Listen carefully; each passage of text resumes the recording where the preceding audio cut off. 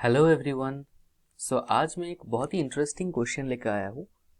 ये क्वेश्चन मेरे एक स्टूडेंट ने मुझे भेजा था एज अ डाउट। इस क्वेश्चन के अंदर बहुत सारे कंसेप्ट छुपे हुए हैं, तो आई थॉट कि इसको डिस्कस किया जाए। तो अगर मैं आपसे पूछूं कि इस क्वेश्चन का आंसर आपके अकॉर्डिंग क्या होगा, सिंपल एक एल्किन के ऊपर HBr के एडिशन। सिंपली ये रिएक्शंस कैसे होता है, जैसे नॉर्मली कोई एल्किन है, सपोज एल्किन के ऊपर HBr का एडिशन कैसे होता है, H plus Br minus, right. तो अगर इस कार्बन के थ्रू H प्लस ऐड होगा तो दूसरे कार्बन पर पॉजिटिव चार्ज आएगा, राइट, दिस। एंड अगर इस कार्बन से H प्लस अटैच होता है तो दूसरे कार्बन पर, मिडिल वाले कार्बन पर पॉजिटिव चार्ज आएगा। यही दो पॉसिबिलिटी है। तो ये ज्यादा स्टेबल है एज 2 डिग्री कार्बोकैटायन, सो इसके ऊपर Br माइनस अटैक करता है, so this will be the product, right.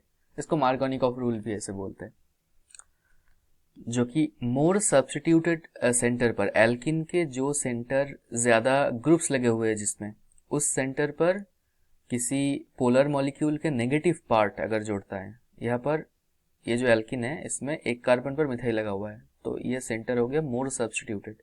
This alkene centre will be less substituted. And HBr is a polar molecule. Polar molecule का जो नेगेटिव पार्ट वो आके जुड़ता है जो लेस, जो मोर सब्स्टिट्यूटेड सेंटर है वहां पर। तो यही है मार्कोनिकॉफ रूल।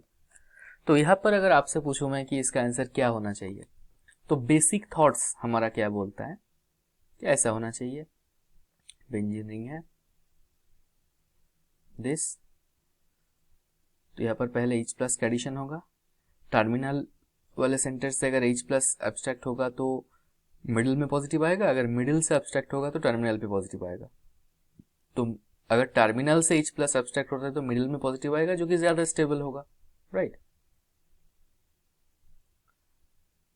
तो ये, और यहाँ पर हाइड्रोजन आ जाएगा, तो ये कार्बोकेटन बन गया। तो बेसिक थॉट्स हमारा क्या बोलता है कि यहाँ पर Br माइनस एडिशन होगा, तो प्रोडक्ट हमारा आना चाहिए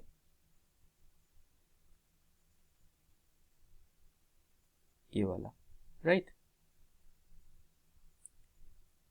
अब जिनको पता है थोड़ा एडवांस्ड चीज है, जैसे ग्रुप शिफ्टिंग, मिथाइल शिफ्ट और हाइड्राइड शिफ्ट, वो लोग क्या करेंगे, इसमें और कुछ एडिशन करेंगे। जैसे कि वो बोलेंगे कि यहाँ पर था हाइड्रोजन, अगर इस हाइड्रोजन को हम यहाँ पर हाइड्राइड शिफ्ट करा देते हैं तो हमारा प्रोडक्ट में जो नया कार्बोकेटन बनेगा उसमें यहाँ पर पॉजिटिव आएगा, जो कि एक बेंजाइलिक कार्बोकेटन है, जो कि बहुत ज्यादा रेजोनेंस स्टेबलाइज्ड है, बेंजीन रिंग के थ्रू रेजोनेंस स्टेबलाइज्ड है। तो इससे हो गया ये ज्यादा स्टेबल। तो डायरेक्ट Br माइनस इस पे अटैक ना करके पहले ये बनेगा जो कि ज्यादा स्टेबल है। यहाँ पर क्या हुआ, 1-2 हाइड्राइड शिफ्ट, ओके, 1-2 मतलब 1 पोजीशन 2 पोजीशन, ऐसे 1-2 हाइड्राइड शिफ्ट। तो इसके ऊपर Br माइनस आके अटैच होगा, राइट। तो हमारा प्रोडक्ट आना चाहिए यहाँ पर ब्रोमीन, राइट। बट इसमें जो एक्चुअल प्रोडक्ट आएगा वो ये वाला आएगा। तो क्या इसमें हाइड्रेट शिफ्ट नहीं हो रहा है? अगर हाइड्रेट शिफ्ट नहीं हो रहा होता तो तभी यही प्रोडक्ट आना पॉसिबल था, बट यहाँ पर हाइड्रेट शिफ्ट होगा, आंसर है होगा। बट अगर हाइड्रेट शिफ्ट हो रहा है तो ये प्रोडक्ट मेजर ना बन के ये क्यों बन रहा है? तो चलिए इसको बहुत अच्छे से डीपली समझते हैं। यहाँ पर पहले जो इंस्टेंटली जो कार्बोकेटन बनेगा तो वो ये वाला कार्बोकेटन बनेगा, दूसरे वाला का तो कोई पॉसिबिलिटी नहीं है ना। अगर मिडिल से ये वाले सेंटर से अगर H प्लस एब्स्ट्रैक्ट करो तब तो 1 डिग्री कार्बोकेटन बनेगा, वो तो बिल्कुल नहीं बनेगा। तो 2 डिग्री कार्बोकेटन इनिशियली जो कार्बोकेटन बनेगा वो ये है। तो यही कार्बोकेटन में हो जाता है एक बहुत अच्छा गेम, जो कि आपको समझना है। जैसे CH2 CH2 CH3, इसमें प्लस, अब ये हो गया हमारा बेंजीन रिंग। अब क्या होता है, अच्छे से देखिए, ये जो बेंजीन रिंग का पाई बॉन्ड, ये जाके अटैक करता है इस पे। थोड़ा सा अच्छे से अगर दिखाओ तो हाँ,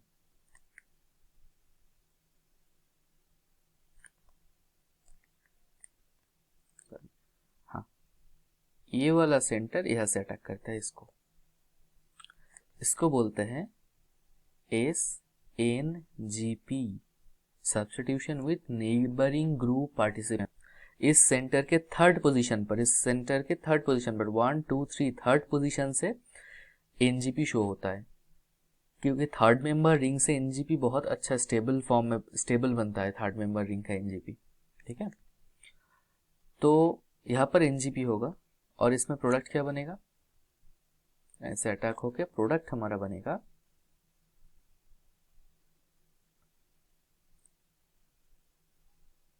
ये नया बॉन्ड फॉर्म हो गया। इस डबल बॉन्ड का इस सेंटर से जुड़ा है तो इस पे पॉजिटिव आएगा, बाकी सारा सिमिलर।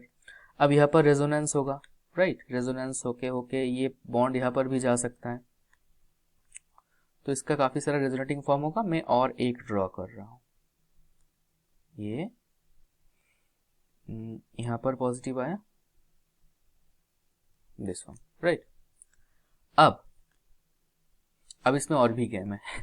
अब क्या है कि ये जो 3 मेंबर रिंग है ये तो इंस्टेंटली बनता है, बट ये रिंग बहुत स्ट्रेन्ड रिंग है, तो इसको टूटना भी पड़ेगा, एंड ये रिंग टूट के फिर एरोमेटिसिटी गेन होगा इसमें। अगर ये बॉन्ड टूटता है ऐसे तो वापस बेंजीन रिंग का एरोमेटिसिटी वापस आ जाएगा। अगर यहाँ पर इस रिंग यहाँ से इस साइड से टूटता है तब भी बेंजीन रिंग का एरोमेटिसिटी रिगेन हो जाएगा। अगर इस साइड से टूटता है तो पॉजिटिव चार्ज फिर इस कार्बन पे आएगा, अगर इस साइड से टूटता है तो पॉजिटिव चार्ज इस कार्बन पे आएगा। मैं ड्रॉ करके दिखाता हूं। अगर यहां से टूटता है तो बेंजीन रिंग का एरोमेटिसिटी फिर दोबारा आ जाएगा, फिर इसमें यहां पर पॉजिटिव होगा, राइट। अगर ये बॉन्ड टूटता है तो यहां पर भी बेंजीन रिंग का एरोमेटिसिटी अगेन डेवलप हो जाएगा, यहां पर पॉजिटिव, ये तो 2 पॉसिबिलिटी है यहां पर कार्बोकेटायन का अगेन। अब आप ही बताओ इन दोनों में से कौन सा ज्यादा स्टेबल है। ये है एक 2 डिग्री 3+2 5 हाइपर कॉन्जुगेटिव स्ट्रक्चर, ये है 1 हाइपर कॉन्जुगेटिव स्ट्रक्चर, राइट। तो ये ज्यादा स्टेबल है, तो Br माइनस अटैक करेगा इस पर। जैसे यहां पर अगर Br माइनस अटैक करता है तब आप देखो कि आपका यही प्रोडक्ट बन रहा है, Br माइनस अगर अटैक हो रहा है तो यही प्रोडक्ट बन रहा है, तो यही है major product. This is coming through neighbouring group participation. But यहां पर और एक डाउट रह जाता है कि तो हाइड्राइड शिफ्ट के थ्रू तो ज्यादा स्टेबल कार्बोकेटन बन रहा था ना, इससे भी ज्यादा स्टेबल कार्बोकेटन बन रहा था, तो वो क्यों नहीं हुआ, तो उससे बनने वाला प्रोडक्ट मेजर प्रोडक्ट क्यों नहीं है। इसका आंसर है कि जब भी नॉर्मल, ये तो नॉर्मल सब्स्टिट्यूशन रिएक्शन है और ये सब्स्टिट्यूशन रिएक्शन विथ एनजीपी है। नॉर्मली जिस रिएक्शन में भी एनजीपी इन्वॉल्व होता है उस रिएक्शन का रिएक्शन रेट बहुत ज्यादा बढ़ जाता है। एक्सपेरिमेंटली ऐसा भी मिला है कि एक नॉर्मल रिएक्शन वर्सेस एक एनजीपी वाला रिएक्शन में rate 10 to the power 18 times reaction rate बढ़ गया है, ऐसा भी एक्सपेरिमेंटल प्रूफ है। अब 10 to the power 18 times reaction का रेट बढ़ना, आप समझो सपोज कोई एक बस चल रहा है एक सर्टेन स्पीड पे, उसका स्पीड डबल हो गया, तो डबल होना मतलब 2 टाइम्स बढ़ना, मतलब 2 टाइम्स होना, तब भी कितना स्पीड बढ़ रहा है, डबल। बट यहां पर 10 टू द पावर 18 टाइम्स, मतलब आप समझ सकते हो कि कितना ज्यादा रिएक्शन का रेट बढ़ जाएगा अगर एनजीपी इन्वॉल्व हो रहा है तो। आई एग्री कि इससे ये जो कार्बोकेटन है अगर ये बनता है, ये बन रहा है, ये ज्यादा स्टेबल है, बट अगर उससे इतना ज्यादा, मतलब इतना भी नहीं, मतलब 10 टू द पावर 10 8 9 5 ऐसे रेंज में होता है, इतना ज्यादा रिएक्शन का रेट बढ़ जाता है, तो सपोज कुछ रिएक्शंस इसके थ्रू भी होगा, ये प्रोडक्ट भी कुछ बनेगा, बट ये जो एनजीपी के थ्रू जो प्रोडक्ट बनेगा इसका रेट अगर 10 टू द पावर 8 9 10 12 टाइम्स ज्यादा होगा, तो ये कंपाउंड बहुत ज्यादा अमाउंट में फॉर्म नहीं हो जाएगा, बहुत जल्दी बहुत ज्यादा अमाउंट में फॉर्म हो जाएगा, तो यही बनेगा अपना मेजर प्रोडक्ट। ठीक है, तो आप इसको ऐसे भी समझ सकते हो कि जैसे मैं यहां पर 2 पर्सन है सपोज, यहाँ पर ए पर्सन है, यहाँ पर बी पर्सन है, ठीक है। ए पर्सन बन रहा है मोर स्टेबल कार्बोकेटायन से और बी पर्सन बन रहा है लेस स्टेबल कार्बोकेटायन से। तो ए एक इंसान है जिसको मैं सपोज 10 रुपया दे रहा हूं, रुपीस में स्टेबिलिटी आप मान लो, जिसके पास ज्यादा पैसा होगा वो ज्यादा स्टेबल है। तो ए ज्यादा स्टेबल है, ए का कार्बोकेटायन ज्यादा स्टेबल है, तो इसलिए मैं ए को 10 रुपए दे रहा हूं, एंड बी को कम स्टेबल कार्बोकेटायन से बना है, इसको मैं 1 रुपया दे रहा हूं। तो इनिशियली अभी जब मैं इसको पैसे ट्रांसफर किया तब कौन ज्यादा रिच है? तब ए ज्यादा रिच है, उसके पास 10 रुपए है, एंड बी के पास 1 रुपया है, तो बी कम रिच है, कम स्टेबल है, right. But through out time मैं ए को 10 रुपया ट्रांसफर कर रहा हूं महीने में एक बार, एंड बी को मैं 1 रुपया ट्रांसफर कर रहा हूं दिन में 10 बार, ठीक है। ए को मैं 10 रुपया ₹10 ट्रांसफर कर रहा हूं पर मंथ, एक महीने में एक बार, और बी को मैं ट्रांसफर कर रहा हूं डेली 10 बार। तो आपको क्या लगता है, 1 साल के बाद कौन ज्यादा रिच होगा? ऑब्वियसली बी ज्यादा रिच होगा। तो यहां पर मैं पैसा ट्रांसफर करने का रेट बढ़ा दिया, और रेट एनजीपी में बढ़ता है एक्चुअली। तो फाइनल एक सर्टेन टाइम के बाद जब रिएक्शन टाइम कंप्लीट होगा तब बी बहुत ज्यादा अमाउंट पे नहीं बन जाएगा? ऑब्वियसली बन जाएगा। अभी आप शायद विजुअलाइज कर पा रहे हो। तो इसीलिए यहां पर नॉर्मल मार्कोनिकॉफ रूल से हाइड्रेट शिफ्ट से पहले जो कार्बोकेटायन से जो प्रोडक्ट बन रहा है ना, तो वही प्रोडक्ट मेजर प्रोडक्ट होगा। बट ये डायरेक्टली अटैक ऐसे नहीं होगा, इस बात से नहीं होगा, ये एनजीपी के थ्रू घूम के आएगा, ठीक है, आके फिर अल्टीमेटली यही प्रोडक्ट बनेगा। इसका एक दूसरा एक बहुत अच्छा एग्जाम्पल है और एक एक्सपेरिमेंटल एविडेंस भी है, मैं बताता हूं उसको। देखो, ये जो 3 मेंबरिंग बनेगा, मैं बोला यहां से टूट रहा है तो यहां पर कार्बोकेटायन बन रहा है, ये ज्यादा स्टेबल हो रहा है।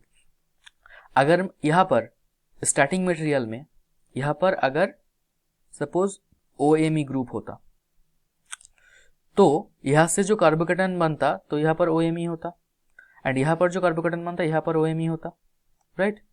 बट इस केस में ये जो OMe वाला जो सेंटर है, इसको प्लस M से स्टेबलाइज करता उसको, तब ये कार्बोकेटायन ज्यादा स्टेबल हो जाता। फिर इसके ऊपर Br माइनस अटैक करता, फिर जो प्रोडक्ट बनता वो मेजर होता, राइट। एंड वो मिला है वो प्रोडक्ट, एक्सपेरिमेंटल फैक्ट है ये। तो एनजीपी के थ्रू ही रिएक्शन जाता है, इसका और एक ये प्रूफ है, ठीक है।